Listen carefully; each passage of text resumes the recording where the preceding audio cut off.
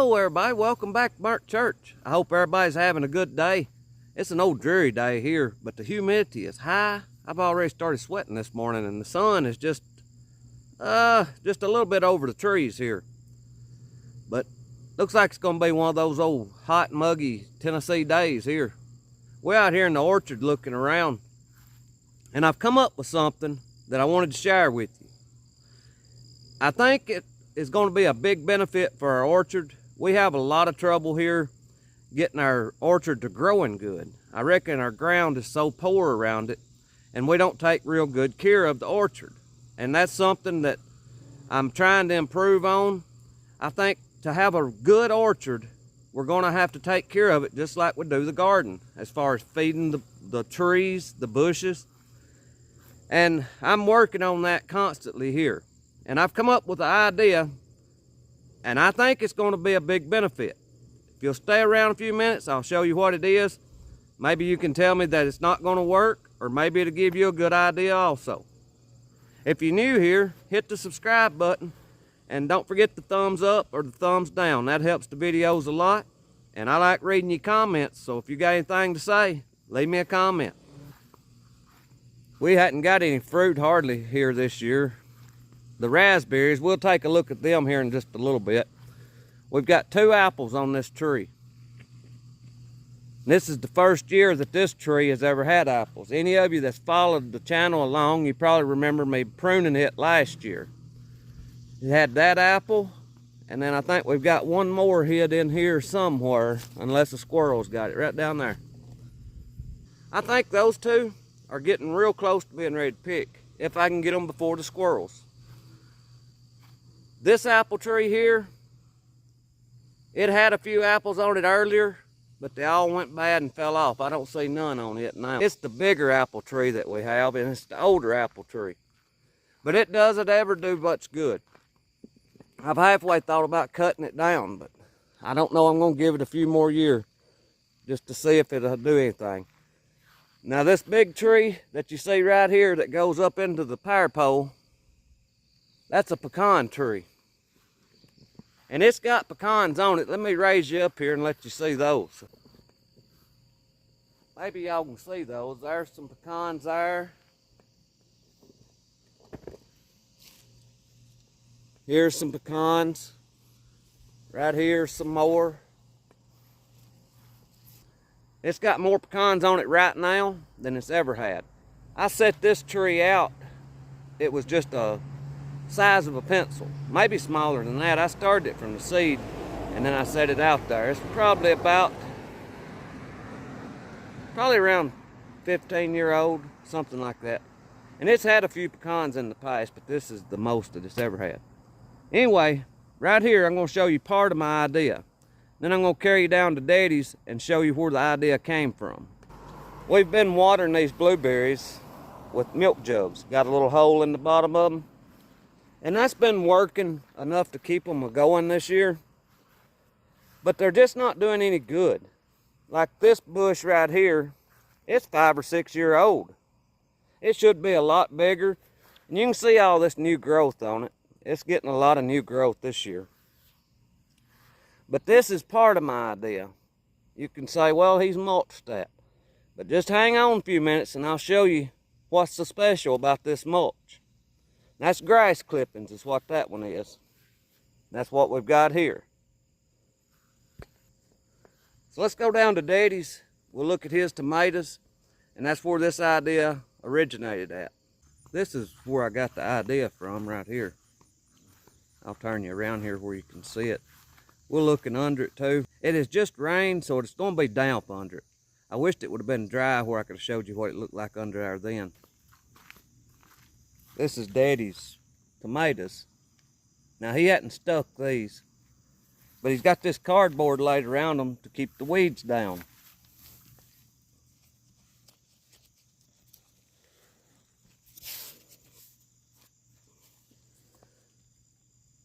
Now he's just put this down. Once it lays here for several days, it'll be a lot more moist under there than it is out here around it. But you can see right here, it's just rained. His tomatoes are looking good. So that's part of my idea. Now come back up here to the house with me and I'll show you how I've improved on this idea. Or I think I've improved on it. Some of y'all may tell me I've done it wrong. But as of right now, I think I've improved on the idea. We'll stop and look at the raspberries on the way up through here. This is the second or third crop of the raspberries. These are the ones that put on earlier. Now we've got new ones coming in. Anybody that don't raise raspberries, I think we're in zone 6 or 7. We're in zone 7. I haven't took care of these at all. And you can tell by the way it looks in there. And they produce like crazy. Right here's some. And I don't know what variety this is.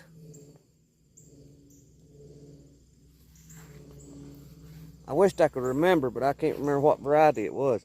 But these produce off and on all through the summer. They look rough. Japanese beetles has been a hold of them.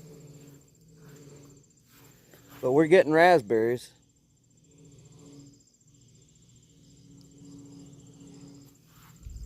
If you don't know when to pick a raspberry, let me show you.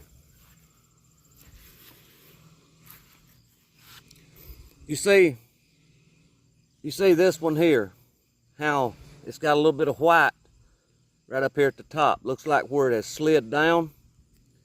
You see one of these dark or lighter red ones, they're not like that. This one here should slide off pretty easy, just like that. That's the best way you can tell, is just get a hold of them and barely tug on them. And if they're ready, they'll slip right off. And that's when they're the sweetest. So right here is a good way to get rid of your scrap boxes and your grass clippings. So what I do is I just tear these boxes down to where they'll lay flat.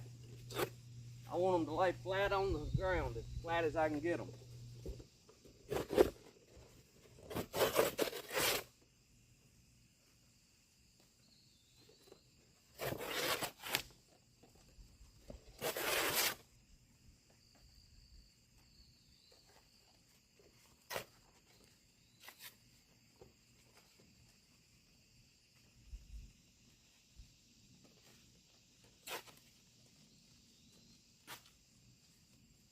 Now I'm staying away from the tree 6 or 8 inches.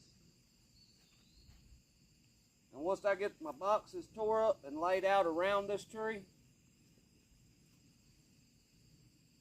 that's when I'm going to take the grass clippings and cover the box up, just like so.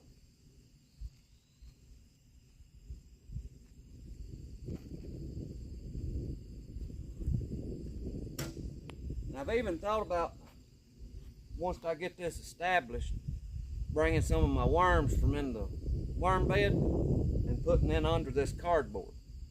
I think it'll make a perfect environment for worms and things to come up in there and to feed and to enrich the soil around these trees. Now if I'm wrong, please leave me a comment. This was just an idea I had and I thought I'd share it with y'all. I hope it can help somebody. This will get rid of a lot of your cardboard boxes that you have. It's a little work. Once you cut the grass, you have to rake that up and dump it. If you had a bagger, that would be perfect. You could just catch your grass as you're going and dump it on there. Now my idea is, as this grass tries to dry out, I'm going to keep a little water poured on top of it. And that should keep it real moist under that cardboard.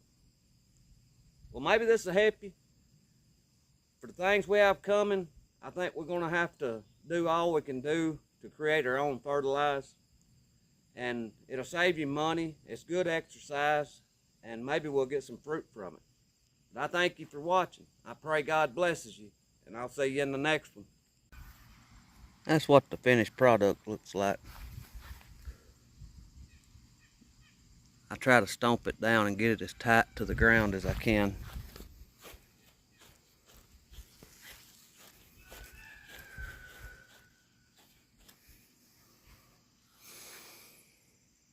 Hello everybody, welcome back to Burnt Church. I hope everybody's having a good day.